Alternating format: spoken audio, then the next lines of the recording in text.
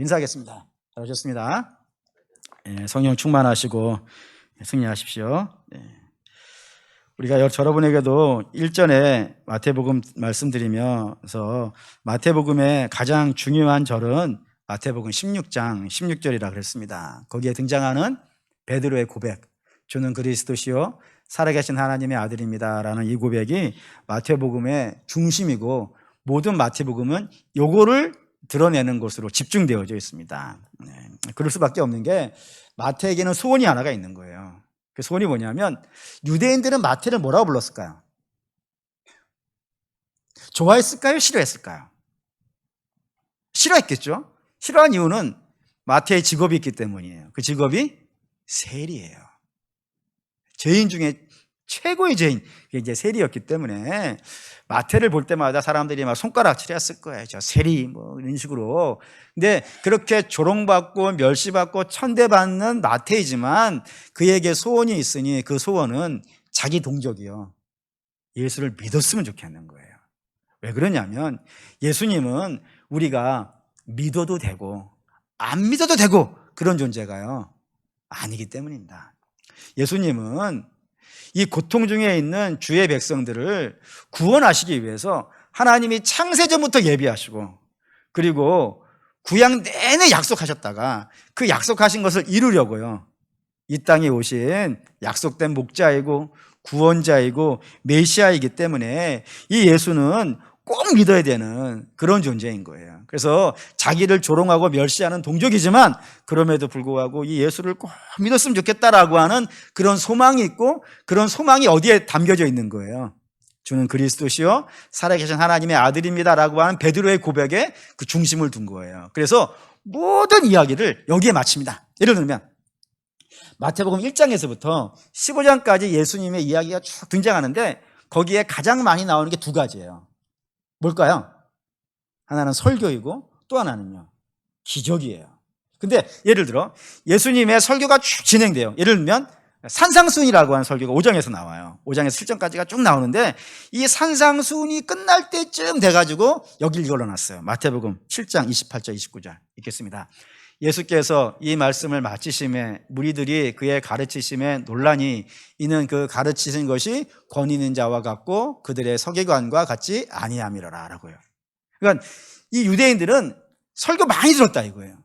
바리새인이 하는 설교도 들었고, 또 서기관들이나 율법사들이나 또 뭐 SNF파에 속해 있는 사람들이나 사두개인이나 당대에 설교하는 모든 랍비들의 설교를 많이 들었단 말이에요. 근데 그렇게 많이 들었던 설교하고 예수님하고는요 완전히 다르더라. 급이 다르더라. 그러니까 바리새인도 최고의 높은 지위에 있는 사람들인데 그하고 비교되지 않을 정도의 분이 누구라고요? 이분이라 이거예요. 뿐만 아니라 예수님이 1장에서 15장 또 설교 외에 또 많이 하신 게 기적이거든요. 근데 기적이 끝나고 나면 또 이런 이야기들이 있어요. 8장 27절 있습니다. 그 사람들이 놀랍게 여겨 이르되, 그러니까 어떠한 사람이기에 바람과 바다도 순종하던가. 이분 도대체 누구냐 이거예요. 사람이 바람과 바다를 잠잠하게 할 수 있는 힘이요 없잖아요. 사람은 그런 능력이 없어요. 근데 저 예수님의 말 한마디에 바다가 잠잠해지고 바다가 없어지는 이런 놀라운 역사를 일으키는데, 이거 누가 할 수 있겠냐 이거예요. 그럼 여러분들은 마음에 뭐라 그래야 되는 거예요? 지금 주는 그리스도시요 살아계신 하나님, 이 답을 지금 끌어내고 싶은 거예요. 그리고 예수님이 고향에 가셔서 설교도 하시고 또 기적도 하셨어요. 그때 고향 사람들이 한 반응도 이렇게 되어 있어요. 마태복음 13장 54절 읽겠습니다. 고향으로 돌아가사 그들의 회당에서 가르치시니 그들이 놀라 이르되, 이 사람의 지혜와 이런 능력이 어디서 났느냐 이거예요. 고향 사람들이니까 어렸을 때부터 쭉 봐왔을 거 아니겠어요. 코 올리기 시절부터 뭐 학교 다니는 그 순간까지 마을에서 이렇게 뛰어다니고 있는 그 모든 이야기들을 다 알고 다 봐왔는데, 도대체 이 능력이, 이 지혜와 이 권세가 도대체 어디서 나왔냐 이거예요. 라고 물으면 이제 여러분 답이 어디 가야 되는 거예요? 주는 그리스도시요 살아계신 하나님의 아들입니다. 이렇게 끌고 오고 싶은 거예요 지금. 마태는 이렇게 끌고 오고 싶은 거예요. 그래서 베드로에게 제자들에게 물으신 것이고, 그때 제자 중에 하나인 베드로가 주는 그리스도시요 살아계신 하나님의 아들입니다라고 하면서 결론이 지어진 거예요. 고로 저와 여러분도 마태복음 1장에서부터 15절까지 쭉 읽어왔지 않습니까? 그럼 이제 여러분도 이제 고백을 하셔야 되는 거예요. 한번 고백해 봅시다. 너희는 나를 누구라 하느냐? 주는 그리스도시요 살아계신 하나님의 아들. 요거를 끌어내고 싶은 거예요. 성경이 우리에게 끌어내고 싶은 답은 바로 요거였다 이겁니다. 그래서 이제 이 결론이 나온 거예요. 이 정답이 나오자 이제 마태는 이야기를, 우리 주님은, 더 정확한 주님이라고 그러죠. 주님이 이 정답이 나오자 이제 주를 알았으니까 이제 주를 아는 것으로 끝나서는 안 되고 다음에는 뭐를 해야 되냐면 이제 화제를 바꾸시는 거예요. 어떻게 바꾸냐면 주는 그리스도시요 살아계신 하나님의 아들이라고 하는 이 분이 뭐 하려고 왔냐 이거예요. 예수님이 뭐 하려고 왔느냐, 그리스도가 뭐 하려고 왔느냐. 살아계신 하나님의 아들이 그냥 하늘 보좌에 다 계시면 되지, 거기서 이렇게 명령만 하시면 되지. 그렇지 않겠어요? 병 낫는 거에 어떻게 하면 되는 거예요? 말씀 한마디면 되는 거 아니에요. 비 내리는 걸 어떻게 하면 되는 거예요? 비 내리라 그러면 되는 거예요. 전쟁에서 이기는 거 다윗 같은 사람 대신 보내면 되는 거예요. 다 하늘에서 할 수 있는 일인데 그 살아계신 하나님의 아들이라고 하는 분이 뭐 때문에 여기에 내려왔는가 라고 하는 이 이야기로, 주는 그리스도시요 살아계신 하나님의 아들이라는 분이 도대체 왜 이 땅에 육체의 모습을 가지고, 그것도 폼나는 모습이 아니라 저렇게 연약한 모습으로, 어디 흠모할 만한 것이 하나도 없는 저런 연약한 모습으로 오셔야만 했는가, 이것으로 이야기를 돌리고 싶은 겁니다. 왜 그러냐면 요 메시아상이 어떤 분인가를 설명하지 아니하면은 유대인들이 예수를 믿을 수가 없기 때문이에요. 왜 그러냐면 유대인들이 생각하는 메시아는 어떠한 사람이냐면, 어떠한 자냐면은 칼과 창을 든 자예요. 칼과 창을 들고 와서 이스라엘의 원수가 당시에 누구이겠어요? 로마예요. 그 로마 원수를 다 무찔러 가지고 이 예루살렘에서 다 쫓아낸 다음에 이 땅을 뭘로 만드는 거예요? 다시 다윗의 나라로. 다윗이 막 온 세계를 호령하던 그 나라 만들어서 세상의 절반은 나라를 만드는 그런 자가 메시아라고 알고 있었는데, 지금 우리 앞에 나타난 메시아라고 불리는 예수님은 칼과 창을 들은 것이요 없는 거예요. 하다못해 돈도 안 갖고 있다니까요. 집도 절도 안 가지고 있는 거예요. 그리고 맨날 돌아다니기만 하고 있고 병든 자나 고치고 있고, 아니 우리 로마를 한번 싸워봅시다 라고 하는 메시지라도 외치면은 그 뭐 5천 명, 10,000명 모여 있으니까 그 사람들 모아가지고 뭐 하도 한번 해볼 텐데 그런 거는 전혀 관심 없고 병든 자 고치고 있고 설교하고 있고 하나님 나라만 이야기하고 있으니 어떻게 저런 모습이, 저렇게 연약한 모습이 메시아일 수 있겠는가 라고 하는 의심이 자꾸 들어가는 게 유대인이 바라본 예수님의 모습이라 이거예요. 그래서 메시아가 뭐 하려고 왔는지를 분명히 가르치지 않고서는 도저히 믿을 수가 없으니까 예수님이 이제 베드로하고의 대화를 통해서 메시아가 뭐 하러 이 땅에 왔는가를 설명하시는 거예요. 그게 이제 21절입니다. 21절. 있죠. 마태복음 16장 21절 읽겠습니다. 이때로부터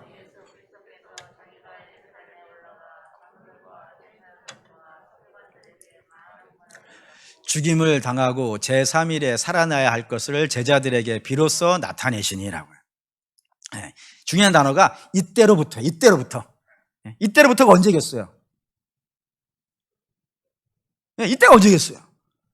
주는 그리스도시요 살아계신 하나님의 아들입니다 라고 하는 이 고백이 나온 때예요. 정답을 말한 때예요.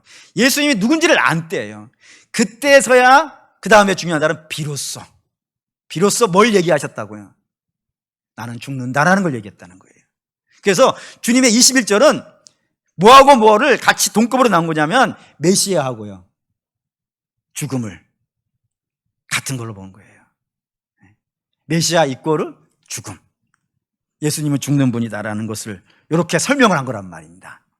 그러자 이거에 대해서 반기를 든 자가 있는 거예요. 예수님이 죽어? 메시아가 죽어? 용납할 수 없어라고 반기를 들은 사람이 누구라고요? 베드로라 이겁니다. 근데 여러분, 우리는 성경에는 베드로라고 되어 있지만 우리는 좀 더 좀 이야기를 넓혀야 돼요. 왜냐하면 베드로만 이런 생각을 갖는 게 아니에요. 메시아가 죽는다 이 생각을 거부하는 건 베드로만 그런 게 아니라 누구도 그럴 것 같아요. 베드로가 속해 있는 전통적인 유대인들, 그들도 메시아가 죽어? 용납할 수 없어. 그리고 누구도 그걸 거절하냐면 사탄도 거절을 해요. 사탄도 거절하는 게 아니라 더 나아간다면요, 우리도 그래요. 이 땅에 있는 모든 사람도 메시아가 죽어 요거를 용납할 수가 없는 거예요. 다 같은 입장에 있어요. 메시아를 향해서 갖는 기대, 메시아 구원자를 위해서 갖는 기대는 메시아가 죽는 게 아니에요. 죽는 게 아니고 다른 거를 해주길 원한다 이겁니다. 그 다른 게 이제 등장하는데, 마태복음 16장 22절 보시죠. 22절 읽겠습니다. 베드로가 예수를 붙들고 항변하여 이르되 주여 그리 마옵소서, 이 일이 결코 주께 미치지 아니하리다. 이제 베드로가 이렇게 항변했다 이거예요. 여기에 베드로가 말로 항변한 것이 있고 말과 행동으로 이 예수님이 죽는다는 사실을 거절한다 이거예요. 우선 행동으로 거절했다는 것을 두 단어로 설명을 하는데, 하나는 붙들고 또 하나는 항변하고, 이 두 개로 설명을 하는 거예요. 행동으로 거부했다 이거예요. 그럼 설명을 드릴게요. 붙들고라고 하는 건 어떤 거냐면, 상대방을 내가 설득을 해야 돼요. 설득을 해야 되는데 어떻게 설득하냐면 이렇게 붙잡고 설득을 하는 거예요. 요거를 아마 여러분들은 경험 못 해보신 분들도 있을지 모르겠어요. 근데 저는 이걸 경험을 많이 했어요. 주로 누가 많이 하냐면 학교 다닐 때 좀 문제를 일으켰던 사람들이. 학교에서 문제 일으키면 선생님이 하는 말 있죠. 뭐라 그래요? 안 당해보셔서 모르시는 거야. 선생님이 뭐라 그러냐면 너 교무실로 와 그런다고요.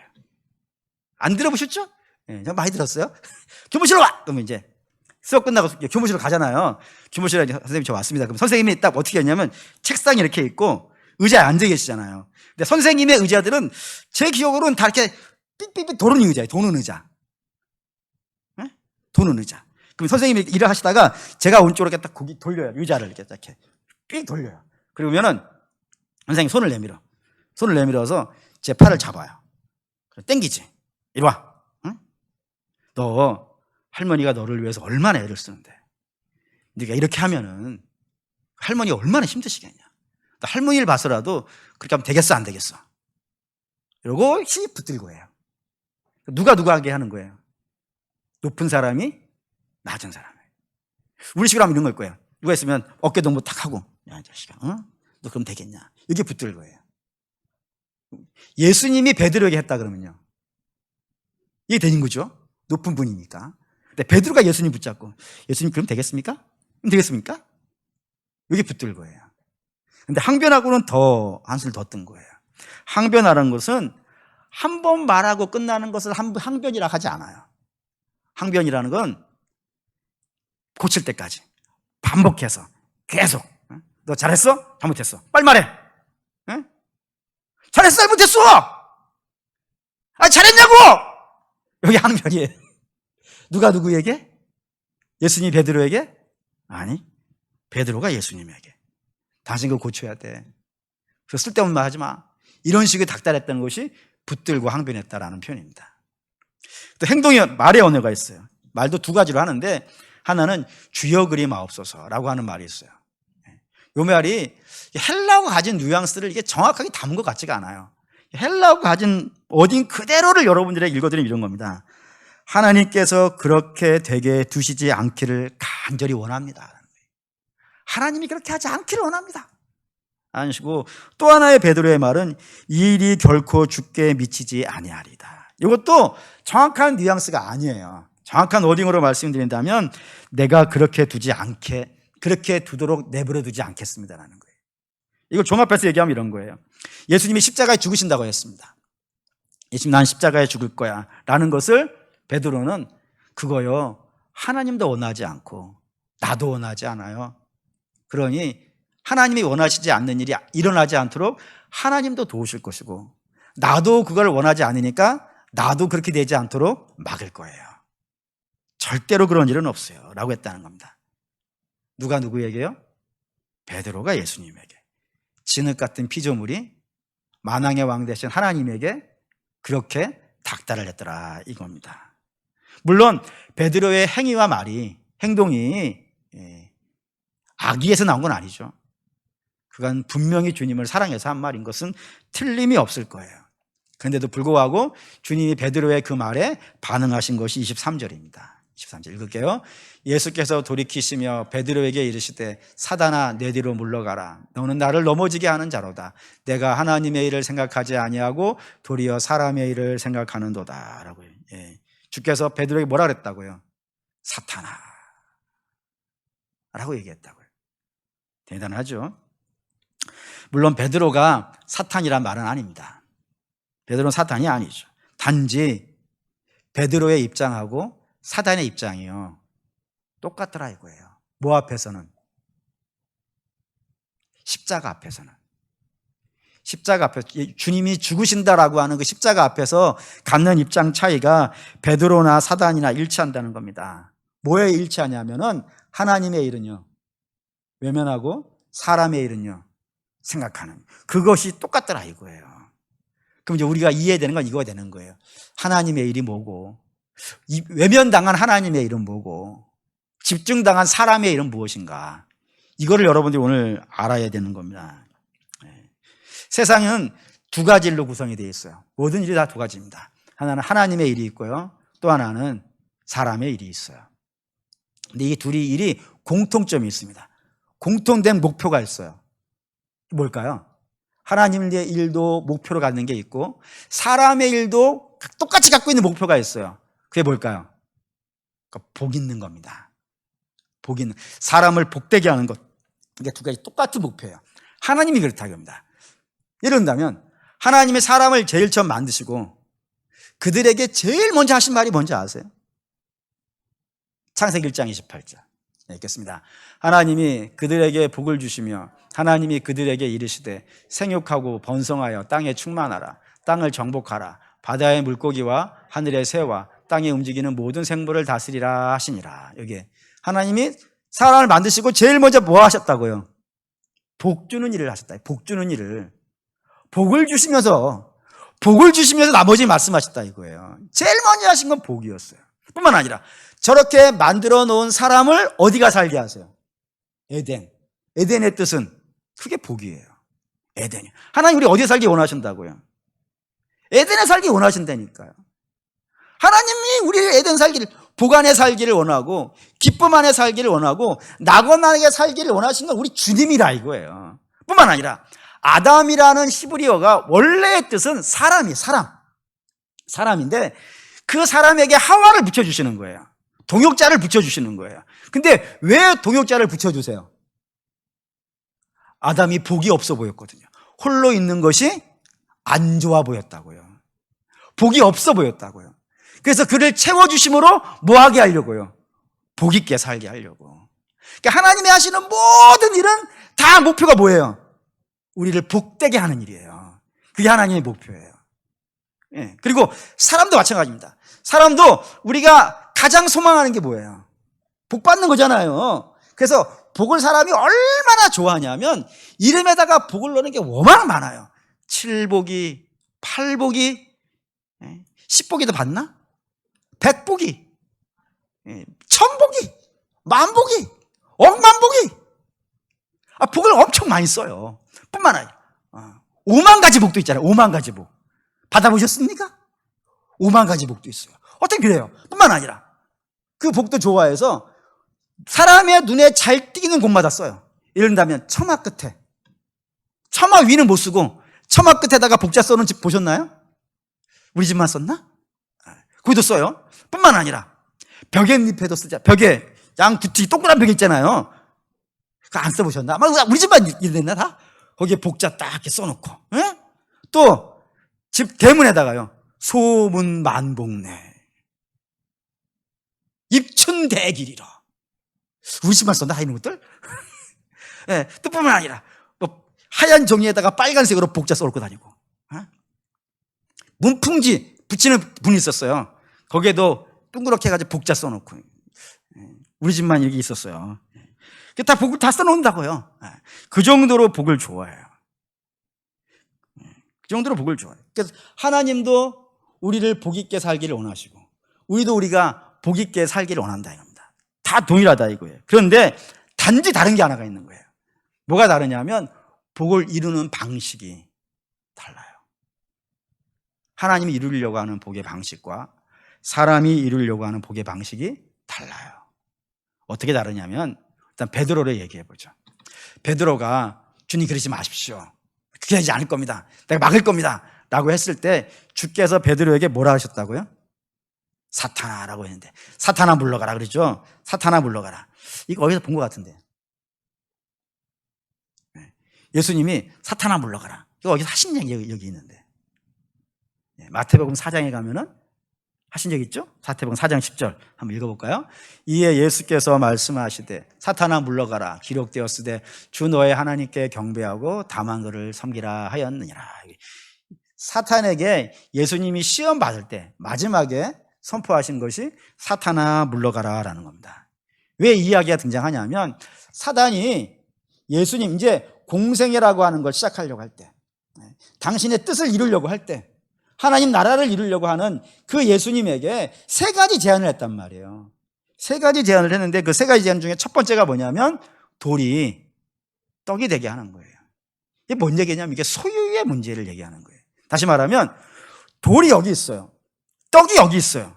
그럼 여러분들 그 중에 뭐 집으실 예정이세요? 물론 간혹 돌이 비싸요 하는 분이 있긴 있어요. 근데 그 특별한 경우잖아요. 뭐 수석하시는 분이라든가. 그리고 뭐 떡을 하찮게 보시는 분도 있어요. 뭐 최영 장군 같은 분. 돌을 금덩어리 알기를 돌덩어리로 하려고. 이건 다 특별한 분들이고, 돌은 가져간 사람이 없어요. 떡은요, 집어가는 거예요. 사람은 소유가 나를 배불리할 수 있을 거라 생각한다 이거예요. 내가 넉넉하면, 내가 뭐든지 넉넉하면은 내 인생의 문제가 해결되어질 수 있을 거라, 이렇게 생각하는 거예요. 배고프지? 돌 같은 게 필요 없어. 지난주에 우리가 돌 반석 뭐라 그랬죠? 진리라 그랬지 않습니까? 진리가 뭐 이렇게 중요해? 금강산도 식후경 아니야. 먹어야지. 소유가 정말 중요한 거야. 소유가 있은 다음에 진리야. 이런 식의 문제를 했단 말이에요. 소유의 문제. 두 번째가 뭐냐면 성전 꼭대기에 딱 세워놓고 뛰어내리라 그런 거예요.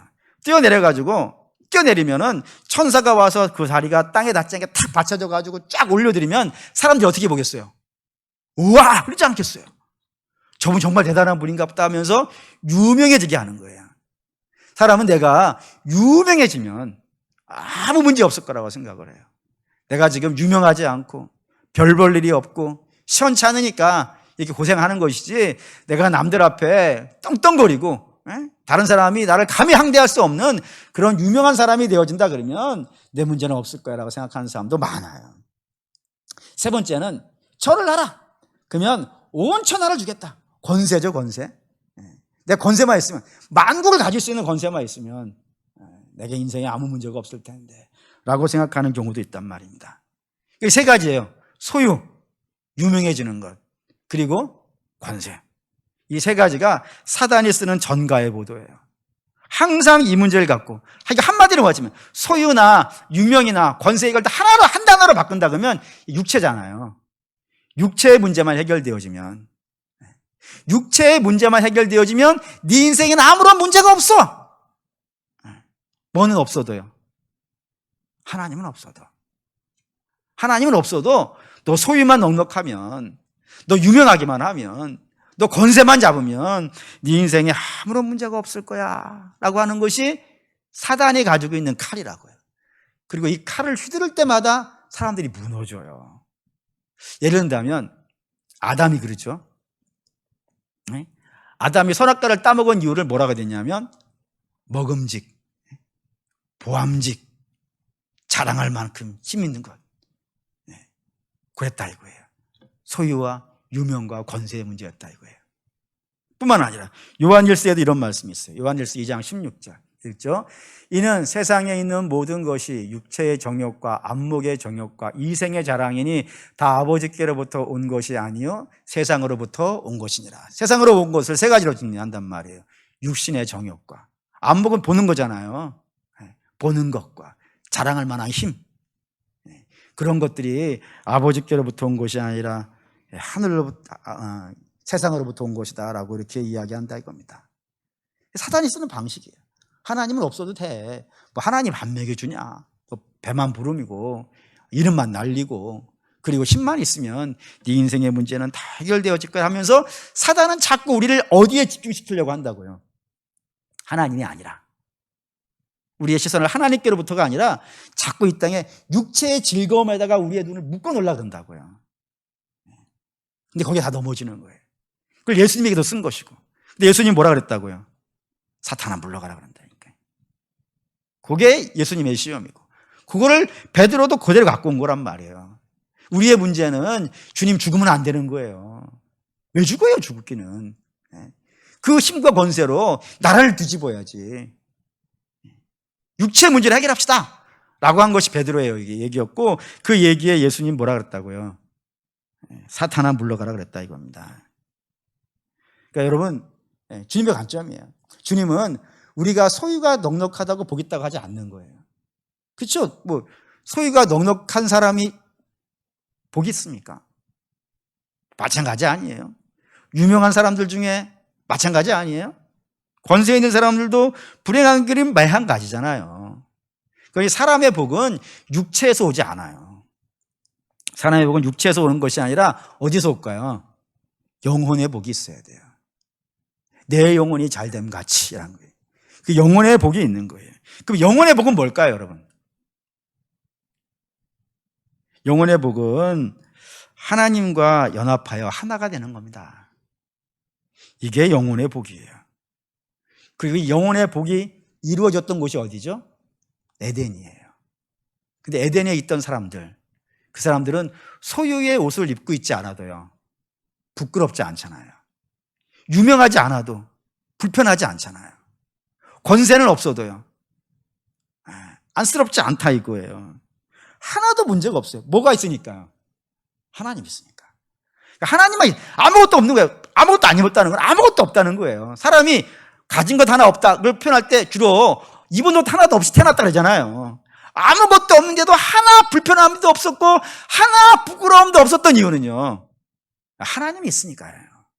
하나님이 있으면 복인데 그 복이 깨져가지고 지금 우리가 고통받는 거란 말이에요. 그럼 왜 깨진 거예요? 그게 죄 때문이라 이겁니다. 그러니까 죄 때문에 깨진 거예요. 그래서 우리가 복이 없어진 거예요. 그러면 다시 복으로 가려면 어떻게 해야 되겠어요?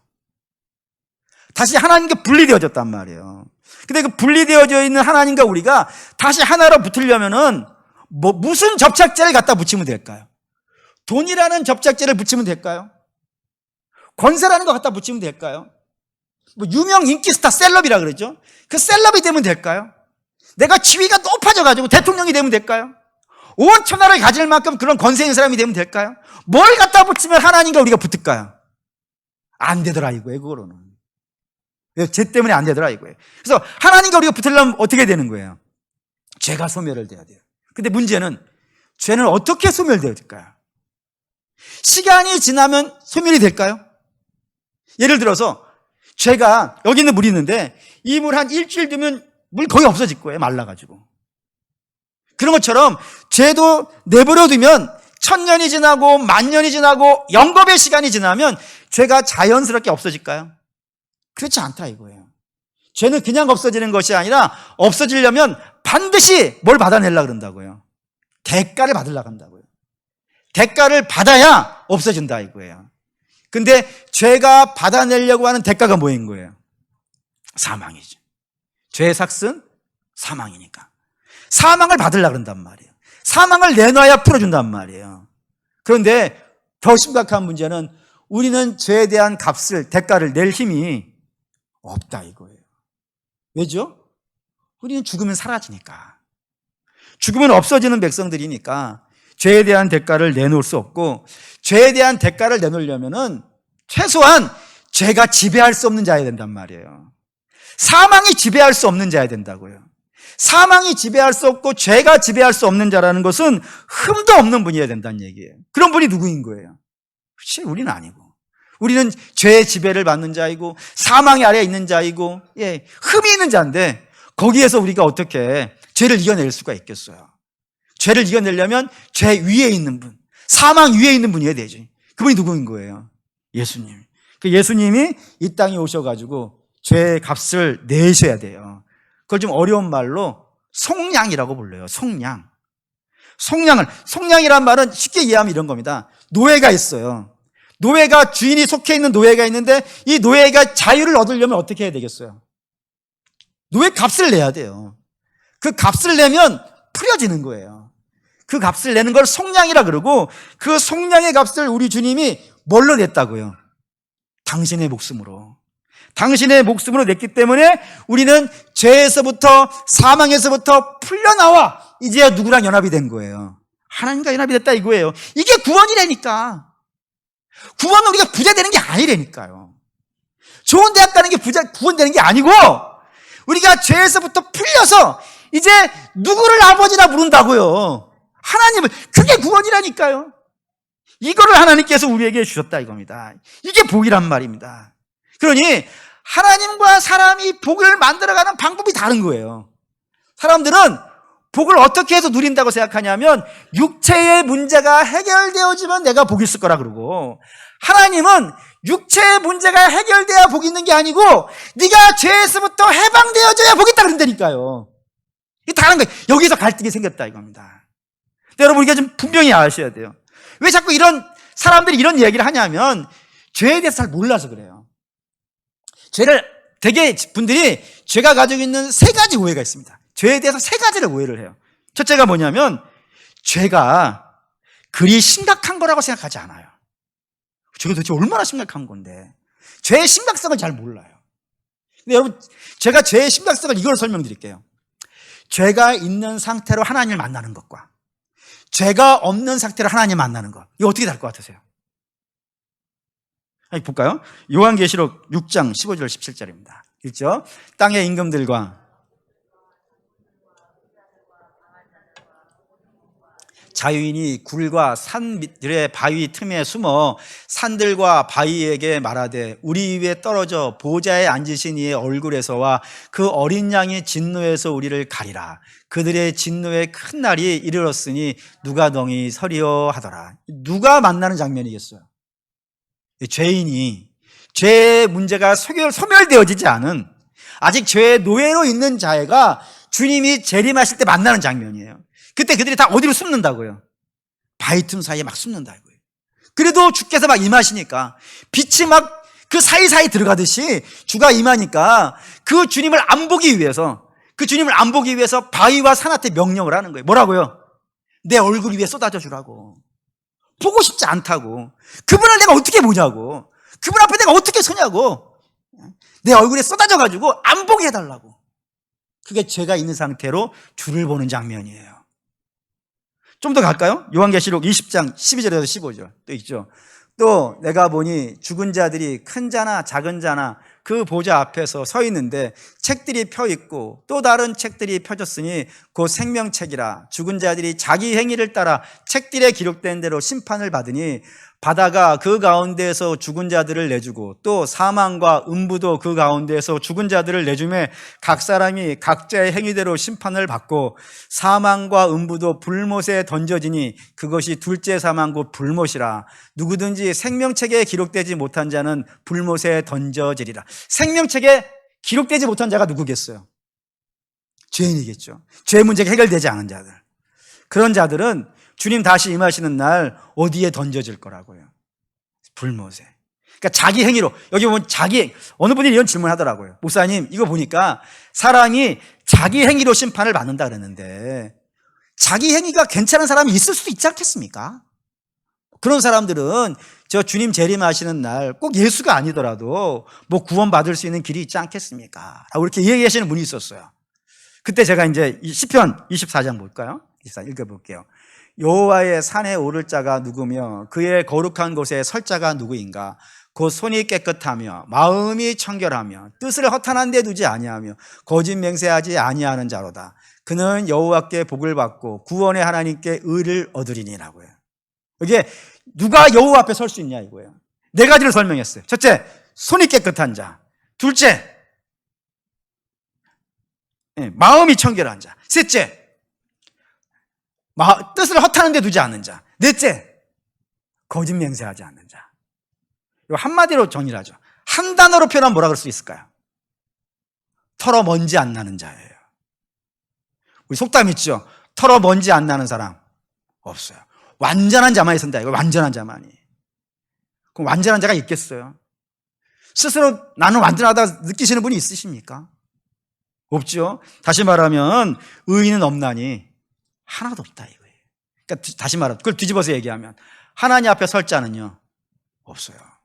그래서 요한계시록에 이렇게 쓴 거예요. 누가 능히 여호와 앞에 서겠느냐 이거예요. 아무도 설 수 없어요. 그 얘기 있는 건 불못에 던져. 죄의 문제가 해결되어지지 않은 상태로 생명의 책에 이름이 기록되지 않은 상태로 주를 만나는 것은 불가능해요. 반면에 죄의 문제가 해결된 사람 볼까요? 21장 2절 읽겠습니다. 또 내가 봄에 거룩한 성 새 예루살렘이 하나님께로부터 하늘에서 내려오니 그 준비한 것이 신부가 남편을 위하여 단장한 것 같더라. 죄의 문제가 해결된 자를 뭐라고 썼다고요? 신부. 신부는 누구를 기다리는 거예요? 신랑을 기다리죠. 신랑 보기를요 일대 쓴다는 거 오매불망이에요. 오매불망 신랑만 나타나다기를. 그게 주를 죄의 문제가 해결된 자들이에요. 그러나 안 지난 사람 맨날 모여가지고 뭐 하는 거예요? 마라나타 주 예수여 어서 오소서. 다르죠? 죄의 문제가 해결되지 않은 자들은 주님 안 오기를 바라고, 죄의 문제가 해결된 자는 그 주님의 얼굴이 너무 보고 싶은 거예요. 하늘과 땅이에요. 동과 서가 멀듯이 달라요.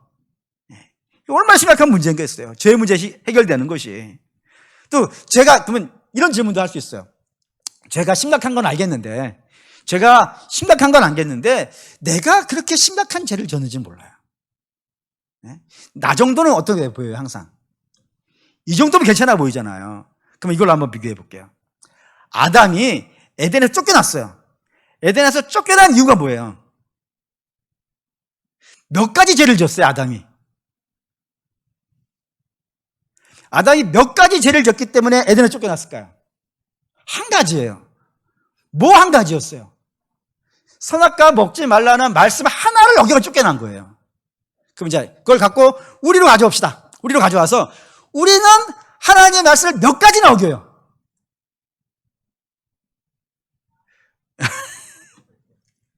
골치 아프죠? 우리 한 시간에 한 가지씩일걸요, 아마? 어쩌면은 한 시간이 뭐예요? 돌아서면 되지. 그런데 하나님 앞에 설 수 있을 거라고요. 그걸 갖고 하나님을 성경이 이렇게 표현해요. 의로우신 분, 거룩한 분. 의롭다, 거룩하다라는 말 표현 안에는요 흠이 하나도 없다는 거예요. 사람이 여러분 냉장고 줄 세우는 분 봤잖아요. 그분이 조금만 삐뚤어져도 그거를 바로 세워 쫙 정렬해 놓지 않고서 잠을 못 자는 거예요. 사람도 그래요. 근데 하나님은 작은 죄가 용납이 안 되는 분이라니까요. 한 가지를 어긴 게 용납이 안 돼서 아담을 내보내신 분이란 말이에요. 그분이 우리를 용납할 수 있다고? 우리 나를? 그건 하나님이 의롭지 않다는 얘기일 거예요. 하나님이 거룩하지 않다는 표현일 거예요. 하나님이 의로운 분이고 하나님이 공의로운 분이라면 우리를 용납하지 않는 게 맞는 거예요. 그러니 내가 죄가 없다라고 말하는 건 그거보다 악한 게 없어요. 세 번째, 죄에 대한 오해 중에 하나는 뭐냐면 죄를 자꾸 행위의 죄라고 생각을 해요. 그래서 난 살인하지 않았는데, 난 거짓말하지 않았는데, 난 도둑질하지 않았는데 이렇게 자꾸 행위죄로 묶어가는데, 물론 행위죄 만만치 않은 죄인 건 틀림없어요. 그런데 성경이 말하는 죄는 행위죄를 포함한 거예요. 행위죄가 나오게 된 원인이에요. 그 원인이 뭐냐면 불신이라고 되어 있다고요. 불신. 마가복음 볼까요? 마가복음 16장 16절 읽겠습니다. 믿고 세례를 받는 사람은 구원을 얻을 것이요 믿지 않는 사람은 정죄를 받으리라고요. 누가 죄를 받는다고요? 불신. 믿지 않는 게 죄라고요. 여기가 죄라고요. 거기에서 모든 악한 죄들이 다 나온다 이거예요. 불신이 죄라고. 이건 뭐 우리도 주변에서 볼 수 있어요. 세상에서 제일 큰 죄는요, 제가 보는 범주 내에서 그런데 세상에서 제일 큰 죄는 부모를 못 알아보는 게 죄예요. 그래서 우리나라에서 죄 짓잖아요. 다른 사람에게 죄 짓는 거하고 부모에게 죄 짓는 거 중에서 똑같은 죄를 졌을 때 어디가 더 무거워요? 부모 못 알아보는 게 더 큰 죄예요. 아예 사람들이 그렇게 얘기해요. 금수만도 못하다고. 부모를 못 알아보고. 후레자식이라는 게 부모 못 알아본다는 거거든요. 그러면 육신의 부모를 못 알아보고 그분의 뜻을 모욕을 하고 그분의 사랑을, 부모의 사랑, 나의 육신을 낳아준 부모의 사랑을 모욕하는 것만으로도 세상에서 손가락질 받는 판인데, 영혼의 아버지 되신 하나님 못 알아본다는 것은요, 그게 가볍다고 생각하십니까?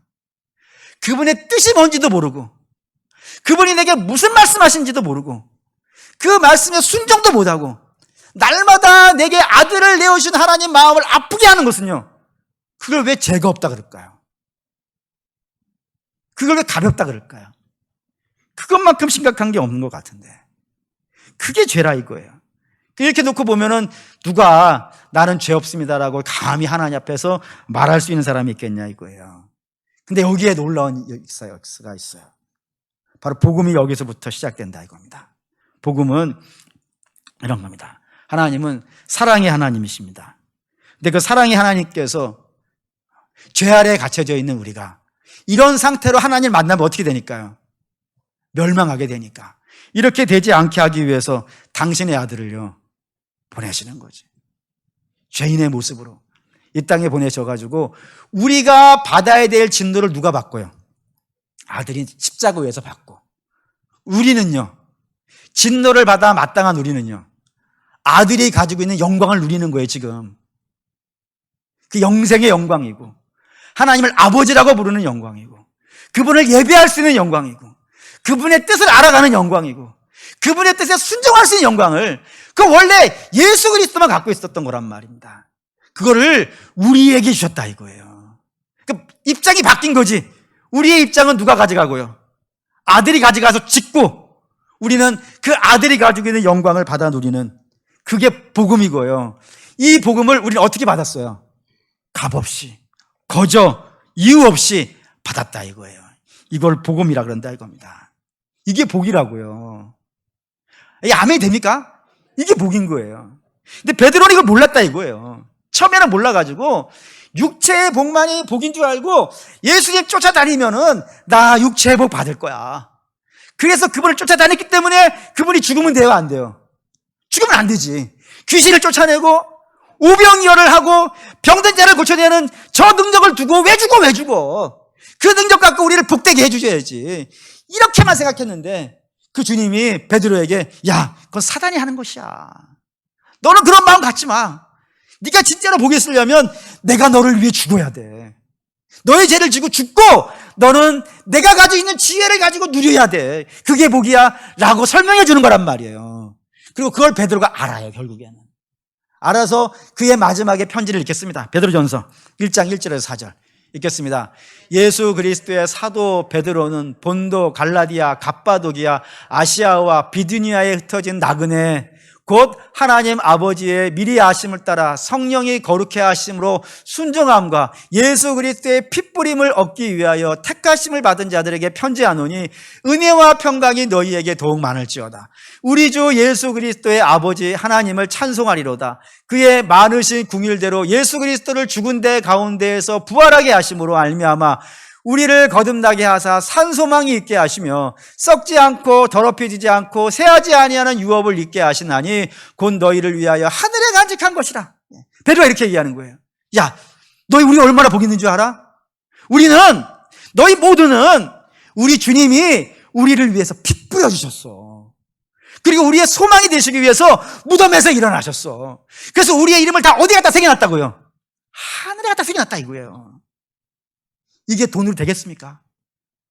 이게 권세로 되겠습니까? 이게 유명해지면 될 수 있을까요? 베드로가 안 거죠. 우리 주님의 피 뿌리심과 우리를 위해 살아나심으로 우리의 소망이 되셔서 우리의 이름을 하늘에다 기록해놨다 이거예요. 그게 우리가 누리는 복이라. 성도들 여러분, 이게 우리가 누리는 복입니다 라고 얘기한 것이라 이겁니다. 사랑하는 믿음의 성도 여러분, 신앙생활 잘해야겠죠? 신앙생활 잘하려면 세 가지 알아야 돼요. 세 가지 알아야 돼요. 첫째, 우리가 죄인임을 알아야 돼요. 둘째, 우리의 죄가 얼마나 심각한지를 알아야 돼요. 그리고 셋째, 우리 주님이 그 죄를 짚고 죄를 해결하기 위해서 어떻게 죽으셨는지 그걸 아셔야 돼요. 이 세 가지를 여러분 알게 되어지면 종료주일 그냥 지나갈 수가 없어요. 고난주간을 어떻게 그냥 지나갑니까? 부활절을 어떻게 그냥 지나갑니까? 기독교의 3대 절기라 그래요. 종료주일, 고난주간, 부활절. 죄 없는 분이, 순결한 분이 우리의 죄를 짊어지시고 하나님의 저주를 받았다고요. 그리고 우리에게는요, 저주를 풀어주시고 자유와 기쁨을 주셨다 이거예요. 하나님을 아버지라고 볼 수 있는 복을 주셨다고요. 이보다 더 놀랍고 이보다 더 신비로운 복이 어디냔 말이에요. 그게 십자가의 도이고 하나님이 우리에게 복을 주시려고 하시는 하나님의 일이에요. 이걸 생각하세요. 이거를. 이 고난주간 때에 다른 것에 자꾸 마음 뺏기지 마시고, 물론 우리가 이 땅에 살고 있으니까 여러 가지 필요한 것들 많이 있으시겠지만 거기에 자꾸 마음 뺏기지 마시고, 우리의 진짜 복은 예수님이 우리를 위해 죽으셨다라고 하는, 그리고 우리를 위해 살아나셨다고 하는 이 신비롭고 놀라운 복을 여러분들이 아시기를 축원합니다. 예, 결단하겠습니다.